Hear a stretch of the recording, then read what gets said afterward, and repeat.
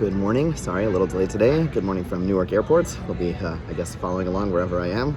Hopefully tomorrow morning, somewhere in Eretz Yisrael. Okay, so we are up to Lamed Gimel Amud Beis, and the Gemara just told us that it was Ravina who held of both Rav Yehuda and Rameir. He held of Rameir in the notion of Chokin Lahashlim. Remember that we start to kind of chisel out any space that's there to make a complete space. So we have the application from Mezuzah, we have the application over here by Eruvin as well, with the basket attached to the tree, where we treat, even though the basket itself is only one tefach, we kind of virtually chisel out the rest of the tree, so it's as if the item was now resting, the Eruv was now resting on a 4 tefach basket. And the Gemara said the need for a 4 tefach basket is based on Rav Yehuda. So ask the Gemara, my Rav Yehuda, what is this source of Rav Yehuda's opinion? To Tanya Tana Brisa, Rav Yehuda Omer, Na'at Kora B'Rishus Rabim. A person sticks a beam into the ground of Rishus Rabim, V'nirch Eruvo Eleh. He places an Eruv on top of the beam, right? So you have a stick. Imagine those people who kind of like do these nice juggling acts, but over here you have like a beam, some stick, you have a basket on top of it, okay? V'nirch Eruvo Eleh. The person places the Eruv on top of that beam, so the basket on top of the beam. If the beam is 10 tefachim high and 4 tefachim wide, Eruvo Eruv. The Eruv is a valid Eruv. In Lav, and if it's lower than that, in Eruvo Eruv, the Eruv is not a valid Eruv. Okay, so this is very strange. The Gemara is going to question this. But what you see immediately is the fact that you need to have a 4 tefach space. Well, let's hold off on that, but let's keep that in mind, right? Because that's what we're trying to figure out. Where does Rav Yehuda say that you need to have a 4 tefach space in order for your Eruv to really be, to reside, in order for it to really be resting on a significant place? As asked the Gemara, Adraba, Huve Ruva Makom Echad. When it's less than 10 tefachim, it's even better. It's even better because when it's above 10 tefachim, then you have the issue of the fact that the Eruv is in the Rosh Hashayachid and the person is in the Rosh Hashanah. But when the Eruv is lower, then it should be better, not worse. So why does the Brisa say that Rabbi Yehuda teaches us that when it's above 10 tefachim, it's a good Eruv? When it's below 10 tefachim, it's not a good Eruv. So the Gemara says, you're right. No. Let's reframe what we said. This is what the Brisa is saying. Gavo Asara, if the beam is 10 tefachim high, then the upper surface must be 4 tefachim wide. Okay. Ein gavoa sara, ein tzarich shei barosh arba. If it's less than 10 tefachim high, then you don't need a surface of 4 tefachim. Okay, since the Eruv is within 10 tefachim of the ground, we treat it as if it's on the ground itself. It's due to a principle called kluta kamisha huncha. It's a unique application. Kluta kamisha huncha we saw in Maseches Shabbos, that when something is in the airspace, it's as if it's on the ground. And usually it's specifically when it's in the airspace. Over here it's different because it's not in the airspace. It's actually resting on something. But let's hold off on that. The main point that we're trying to bring is the fact that it is when it's 10 tefachim high, when it's already in a somewhat different, it's a different domain because the person is in the public domain and the Eruv is up above 10 tefachim high, and it has to be on a place of 4 tefachim wide, and that was why Ravina said the basket, remember he said when it's on a basket it's a good Eruv because the basket together with the tree equals 4 tefachim, and that's what we need in order for it to be a good Eruv. Okay, sorry, this is a little distracting over here. I don't usually give a class in open airports, but I guess sometimes we do. Okay, says the Gemara, Kiman. According to Ravina, how do we explain the last case of the Brisa, this case of the basket? Delok Rav Yosef Rav Yehuda. It does not seem like it goes like Rav Yosef Rav Yehuda. Which Rav Yosef Rav Yehuda? Tanya Rav Yosef Rav Yehuda Omer. Not kana b'Rishus Rabim. Person sticks a reed into the Rishus Rabim. V'niach b'Rosh Traslon. The person places the basket on a 4 tefachim wide on top of that. V'zarak v'nach al gabav. And then you throw an object from the Rishus Rabim and lands on the basket. Chayav, because the basket is considered a Rishus Yachid. Right? Why the basket? So let's think about this case. The person has a basket basket over here, and then it's being held up by a pole. Right? It's being held up by a pole. We just saw earlier Security gate 62, please. Security gate 62. Okay. So we just saw earlier that according to Ravina said that you need to that the reason that it's going to be a good Eruv is because even though it's 4 tefachim up above and it's 10 tefachim high, at the end of the day, it's kind of like a ship where it kind of goes like this. It's not 4 tefachim wide all the way down, right? Because it's only 4 tefachim at the top, and then the tree gets smaller. It's only 3 tefachim, and that's why he said you're able to reach out from the public domain that you're in and reach out to the basket because it's not really in a different domain. However, over here, we have Rav Yosef Rav Yehuda telling us that when something is on a pole, and then on a basket, we treat that basket. I wish I had my whiteboard over here. Okay, imagine this is the basket, right? So it's 10 tefachim high. The edges of the basket, we treat it as if there's walls that drop down around it, and therefore it's as if it's 4 tefachim wide. So the Gemara is saying that according to Ravina, Ravina is not consistent with Rav Yosef Rav Yehuda, because Rav Yosef Rav Yehuda tells us that we treat the term as good achis mechitza, where we extend the walls downwards. So why not over here, he told us that, again, let's go back to the case of the Bryce, a little bit of a complicated case. You have the tree, 3 tefachim wide, okay, and then you have the basket, which makes it 4 tefachim wide. So now you have the 4 tefach space together with your mayor, chok again, we chisel, and therefore the eruv that's there is a good eruv. But the reason, but we said, remember, if it was on a space which is really 4 tefachim wide and 10 tefachim high, and a person's reaching from the public domain to that space, that's public domain to Rosh Hashanah. No one says it's a good eruv. The reason this is a good eruv is because it's only 4 tefachim at the top. Then it gets smaller to 3 tefachim. But Rabbi Yehuda is telling us that when you have that basket, you treat it as if, even if it's not 4 tefachim all the way across, you just have a little pull, and then you treat the edges of the basket as if there are walls going down. So why don't you say the same thing over here? This would seem to therefore be in contradiction to Rabbi Yehuda as a Tana. So my answer is no. Ravina could go like Rabbi Yehuda. Filatema Rabbi Yehuda. Hasam hadran mechitzasa. There, the basket.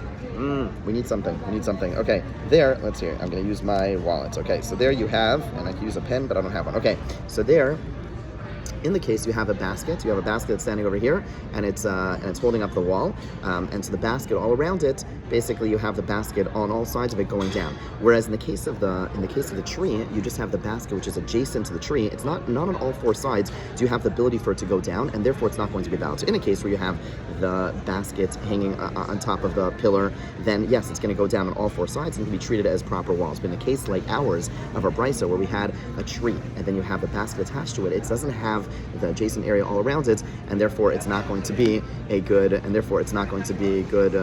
mechitzasa, and therefore it's not going to be we're not going to treat it as a full-fledged Rishus Yachid, and therefore the eruv is going to be a valid eruv. Okay, says the Gemara further. Rav Yirmiyah, by the way, just as a side point, has very, very creative reads. He's always asking very complicated questions, very detailed questions. He's always extremely creative.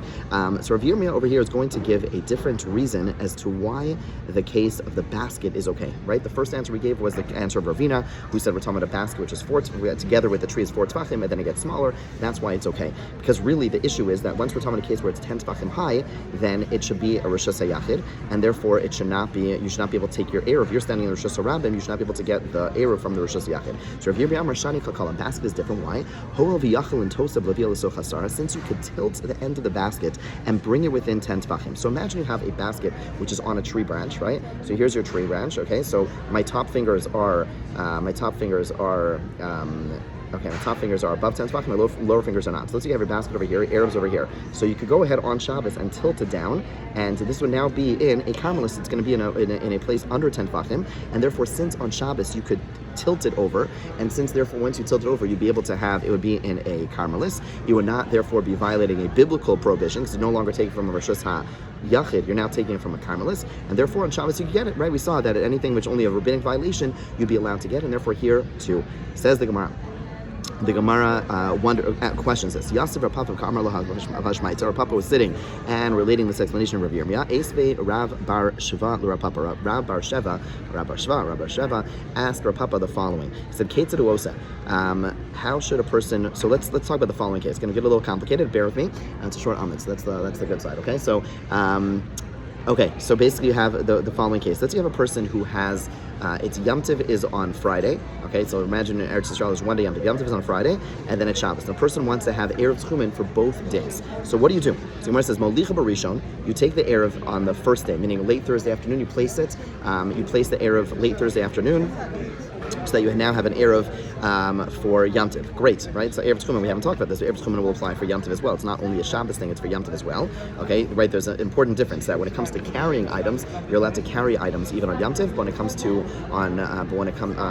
you're allowed to carry items on Yom Tov, but as opposed to Shabbos, that an Erev. When it comes to Erev Tchumen, that is something which applies to both Shabbos and Yom Tov. Okay, so the Gemara says, Molicha Barishon, on Erev Yom Tov, meaning Thursday afternoon, right before Yom Tov, or before Yom Tov, you go ahead and you place your Erev Tchumen, umachshich alav, then you wait until nightfall, uvenot lo valo, and then you take the Erev with you and bring it back home, right? Because on Yom Tov you're allowed to carry.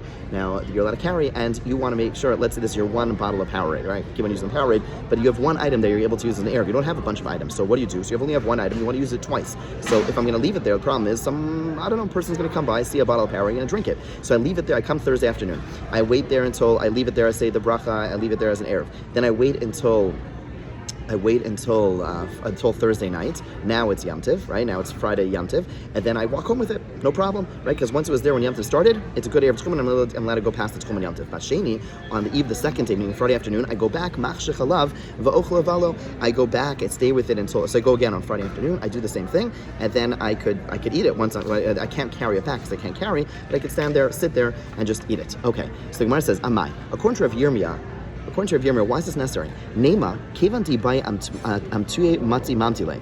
Since if a person wants to bring it there, he could bring it there.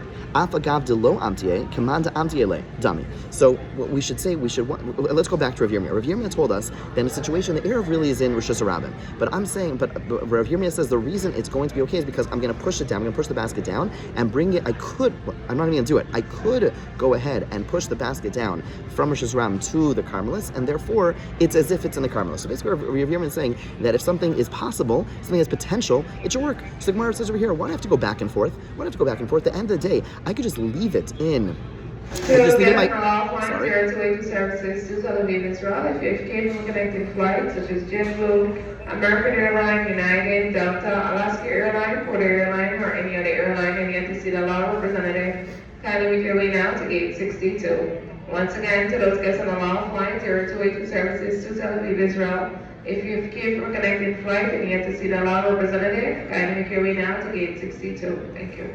Okay, sorry about that. So the Gemara says that the principle of Rav Yirmiyah is that if something could happen, then we treat it as if it happened already. Similar over here too. You don't have to actually move the basket. It's as if it already happened. Rav Zera says no. That there's an external reason over here that we would not allow this Friday to Shabbos thing where you're able to leave it at home. Why? There's a decree because it works in a scenario where it's Friday.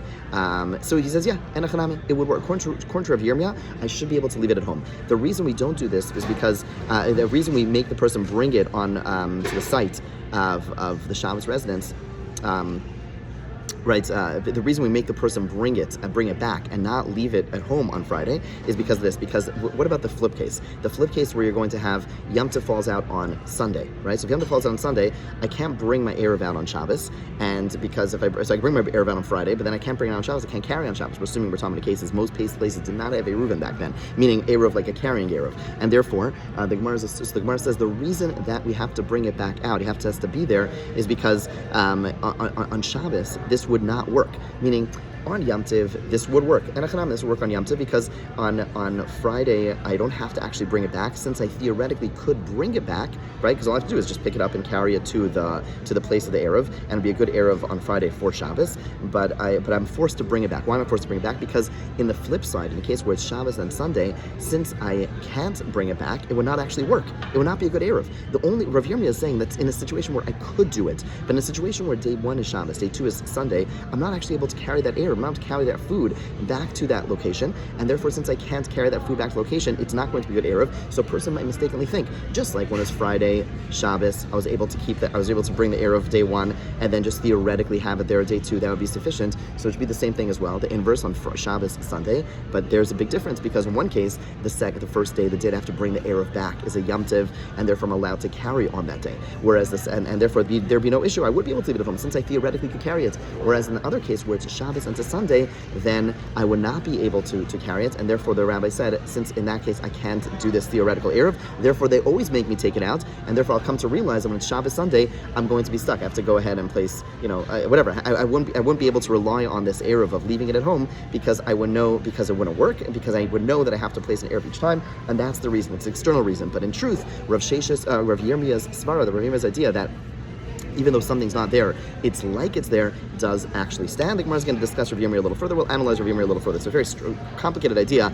Again, Rav Yirmiyah's idea, which we'll come back to tomorrow, is that a situation where I could do something, it's as if I did it, and therefore the Erev would work. So again, theoretically, if I could take something out to make it into Erev, it's going to be a good Erev. Okay, we'll have to see what the parameters are of that, because what does that mean? Do I not have to go ahead and set up an Erev according to Rav Yirmiyah? That doesn't make any sense, right? So because since I have food in my house, I could theoretically take it out.